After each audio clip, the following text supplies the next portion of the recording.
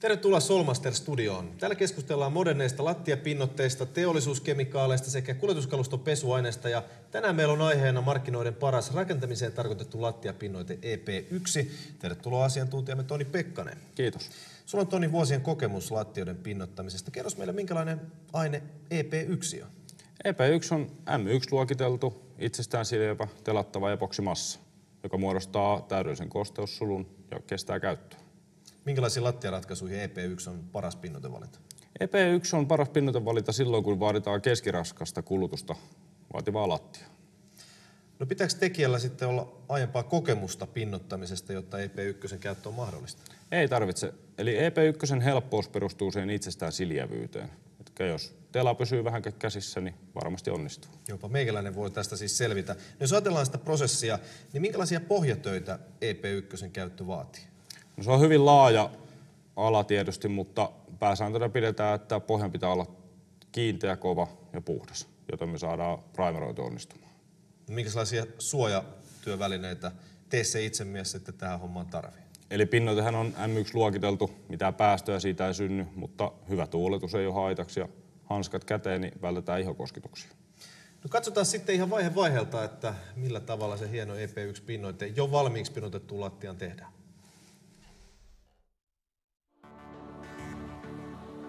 Lattian uusi pinnoitus voidaan tehdä EP1:llä joko vanhan pinnoitteen päälle tai uudelle betonipohjaiselle lattialle.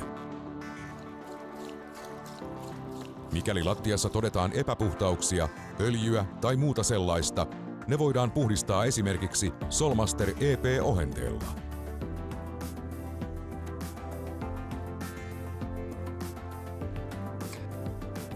Jos lattiassa on pieniä halkeamia tai reikiä, ne voidaan tasoittaa esimerkiksi muovikitillä. Isot alueet tehdään joko hyvällä lattiatasoitteella tai epoksihiekkaseoksella. Usein lattiaan riittää pelkkä hionta. Jos lattian aikaisempi pinnoite ei ole hilseillyt, lattian pinta karhennetaan hiomapaperilla. Mikäli lattian vanha pinnoite on hilseillyt, pinnoite on hiottava pois. Tässä voidaan käyttää saneerausjyrsintä. Muuten hionta suoritetaan normaalilla hiomakoneella. Lopuksi tehdään huolellinen imurointi. Solmaster EP1 epoksi on kaksikomponenttinen itsestään tasoittuva epoksimassa. Valmis tuote koostuu hartsista ja kovetteesta.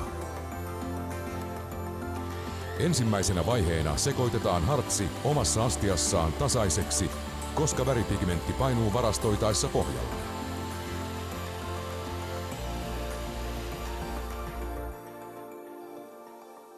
Seuraavaksi mitataan omissa astioissaan 2 osaa hartsia ja 1 osa kovetetta.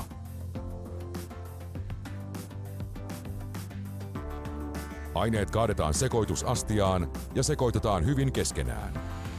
Suosittelemme tekemään pieniä annoksia, koska työskentelyaika on noin 30 minuuttia. Primeroinnissa käytetään aina telaa. Tela kastetaan sekoitusastiaan ja lattia telataan ristiin telaten.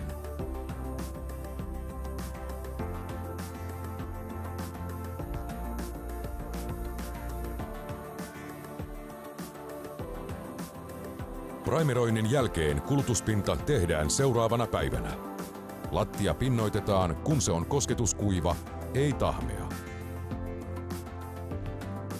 Jos jalkalistat tehdään maalaamalla, sekoita hyvin pieni annos EP1, jolla voit maalata jalkalistat.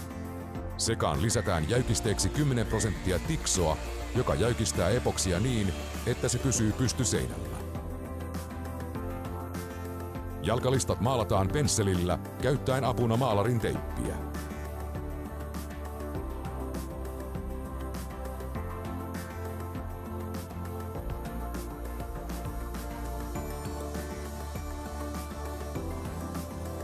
Lattian pinnoitus 0,8 mm.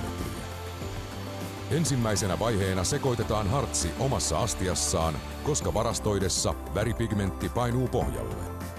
Seuraavaksi mitataan 2 osaa hartsia ja 1 osa kovetetta.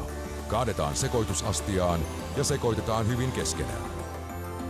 Primeroinnin vuoksi epoksi ei enää imeydy lattiaan, joten työskentelyaika pitenee hiukan.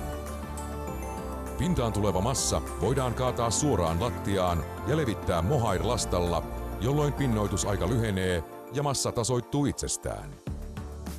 Lattia on kävelykuiva seuraavana päivänä, mutta epoksilattia saa lopullisen kovuutensa 2–6 vuorokauden jälkeen.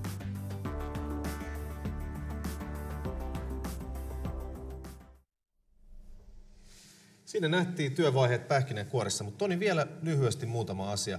Mitäs tulee ottaa huomioon, jotta tuo pinnoite pysyy sitten hyvässä kunnossa ja mahdollisimman pitkäikäinen? No pinnoitehan ei vaadi mitään varsinaista vuosihuoltoa, mutta tietysti jos saadaan pinnoitteeseen mekaanisesti esimerkiksi reikä tai lähtemään pinnoite irti lattiasta, niin paikataan se mahdollisimman nopeasti, ettei esimerkiksi vesi pääse sinne väliin irrottamaan pinnoitetta pohjasta. Millä tavalla tuo lattia pidetään sitten puhtaana?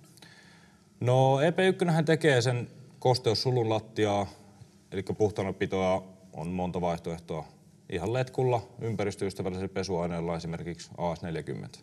Ympäristöystävällisyys on tietenkin tärkeä asia. Mitäs sitten tehdään, jos pinnoitustyön jälkeen EP1 jää yli? Eli valmiiksi sekoitettu satsi annetaan kuivua sinne ämpäriin ja sen jälkeen se on ihan kaatopaikkajätettä. Ja nämä, mitä ei ole sekoitettu, niin laitetaan sinne autotallihyllyyn ja odotellaan, jos tarvitaan paikata tai jotain muuta tehdä.